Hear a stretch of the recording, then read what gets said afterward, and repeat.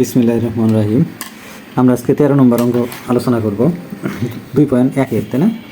কোনো আসল 3 বছরের মুনাফা আসলে 1178 টাকা এবং 5 বছরের মুনাফা আসলে 1830 টাকা হয়।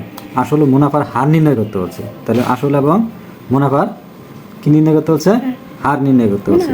তাহলে আমরা এটা কিভাবে করব সেটা দেখো। এখানে কিন্তু আমাদের 5 বছরের মুনাফা আসল দেওয়া আছে আর এখানে আছে 3 বছরের মুনাফা আসল। ঠিক আছে, আমরা যদি এই 5 বছরের মুনাফা আসল থেকে 3 বছরের মুনাফা আসল যদি বাদ দেই তাহলে 2 বছরে কি পাওয়া যাবে? মুনাফা পাওয়া যাবে। ঠিক আছে, এই তথ্য দিয়ে আমাদের অঙ্কটা করতে হবে মূলত। ঠিক আছে, তাহলে এই তথ্য নিয়ে আমরা আজকে আলোচনা করব। এখানে দেখো, তাহলে আমরা লিখে নিলাম যে আসল প্লাস 5 বছরের মুনাফা দেওয়া আছে 1830 টাকা এবং আসল প্লাস 3 বছরের মুনাফা দেওয়া আছে কত? 1578 টাকা। তাহলে আমরা যদি এটা যেহেতু 5 বছরের থেকে আমরা 3 বছর কি বাদ দেওয়া যায়, তাহলে এই আসল কাটা যাবে। তাহলে 2 বছরের কয় বছরের? 2 বছরের মুনাফা। তাহলে 2 বছরের মুনাফা কত বের হয়? তাহলে এটা থেকে বিয়োগ করলে 252 হয়। তাহলে 252 টাকা। অতএব আমরা কত? 1 বছরের মুনাফা বের করবো। 1 বছরের মুনাফা, তাহলে 252 ভাগ হবে কত? 2। অতএব 3 বছরের মুনাফা বের করবো। 3 বছরের মুনাফা বের করলে সহজে, 5 বছর করলে একটু বড় হয়, সেই জন্য আমরা 3 বছরের মুনাফা করবো। 3 বছরের মুনাফা কত? তাহলে 1 বছরের যে 3 বছরের মুনাফা কি বাড়বে না কমবে? যেহেতু 1 বছরের থেকে 3 বছর বেশি, তাহলে বাড়বে। তাহলে 252 গুণন হবে 3 আর নিচে হবে কত? 2। এখন যদি আমরা কাটাকাটি করি তাহলে 2 কে 2 আর 2 দুগুণ কত? 2 দুগুণ 4 আর হাতে থাকে কত? 1, তাহলে 22। 1 থাকে না? 12, তাহলে 6 দুগুণ 12, তাহলে 100 কত হয়? 26। 126 3 দিয়ে গুণন করলে কত হয়? দেখো, গুণন করো তো। 3 3 6 18 8, তারপরে 3 দুগুণ 2 দুগুণ 4 আর 1 5, কত? 3 দুগুণ 6 1 7, তাহলে 78 টাকা হয়। 378 টাকা। এটা কয় বছরের মুনাফা বের করলাম? 3 বছরের। অতএব আমাদের 3 বছরের মুনাফা আসলে কত টাকা আছে? 1578 টাকা আছে, তাই না? অতএব আমরা মুনাফা বের করবো। মুনাফা বের করার সূত্র কি বলতো? আসল মুনাফা একসাথে থাকবে। আসল মুনাফা একসাথে থেকে আমরা যদি আসল মুনাফা থেকে যদি মুনাফা বাদ দিই তাহলে কি পাওয়া যাবে? আসল পাওয়া যাবে। আসল মুনাফা থেকে আমরা কি বাদ দিব? মুনাফা বাদ দিব। আসল মুনাফা কত? 1578 টাকা বিয়োগ করব কত? 378 টাকা। 378 টাকা, তাহলে এত টাকা যদি আমরা বিয়োগ করি তাহলে হবে কত?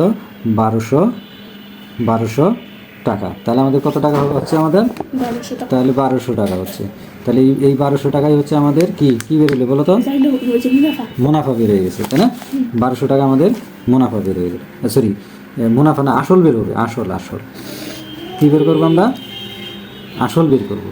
ঠিক আছে, 1200 টাকা কি বের করবো? আসল বের করবো 1200 টাকা। তাহলে মুনাফা আসল দিকে যদি আমরা মুনাফা দিই তাহলে কি পাওয়া যাবে? আসল পাওয়া যাবে। তাহলে আসলে আমাদের 1200 টাকা। এটা একটা প্রথম অংশ শেষ। তারপরে একটা কত? দ্বিতীয় অংশ কি বের করতে হচ্ছে? 13 নম্বর কাছে মুনাফার হার নির্ণয় করতে হচ্ছে। মুনাফার হার নির্ণয় করতে হচ্ছে। তাহলে আমরা এটা দ্বিতীয় অংশ এইভাবে করতে পারি। দ্বিতীয় অংশ আমরা এইভাবে করতে পারি। কি আমরা জানি? আমরা কি জানি বলো তো? হ্যাঁ, আই ইকুয়াল, তাহলে ফি এন আর সমান হবে আই। এইখানে ফি সমান হলো 1200। কত লিখবো আমরা? 1200। আর তারপরে কি আছে? এন হলো কত? 3 বছর। 3 বছর দিয়ে করবো আমরা, যেহেতু 3 বছর এখানে করছি।